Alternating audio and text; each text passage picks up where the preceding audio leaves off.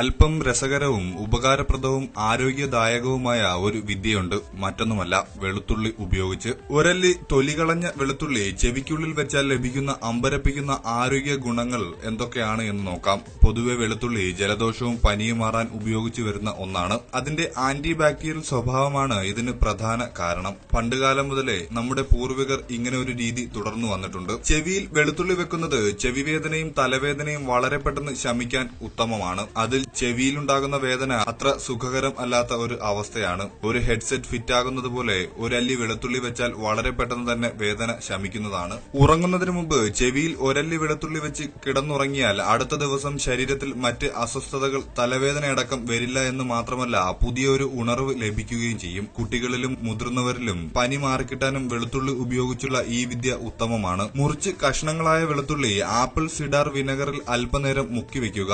ശേഷം ഇത് ചെവിയിലും കാലിലും വെക്കുക. പനി നിമിഷങ്ങൾ കൊണ്ട് പമ്പ കടക്കും. ചുമ മാറാൻ വെളുത്തുള്ളി നല്ലൊരു മരുന്നാണ്. വെളുത്തുള്ളി ജ്യൂസ് ഒരു പ്രകൃതിദത്ത കഫ് സിറപ്പാണ്.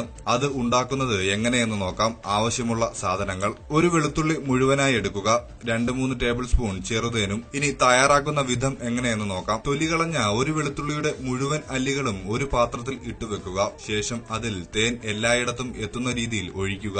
നല്ല ടൈറ്റായി ഒരു രാത്രി മുഴുവൻ മറ്റൊരു പ്ലേറ്റ് ഉപയോഗിച്ച് അടച്ചു വെക്കുക.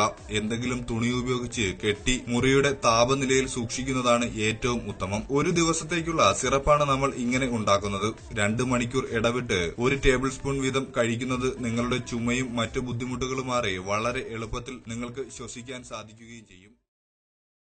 കൂടുതൽ ആരോഗ്യപരമായ അറിവുകൾ ദിവസവും നിങ്ങൾക്ക് ലഭിക്കുവാൻ ഈ ചാനൽ സബ്സ്ക്രൈബ് ചെയ്യുക.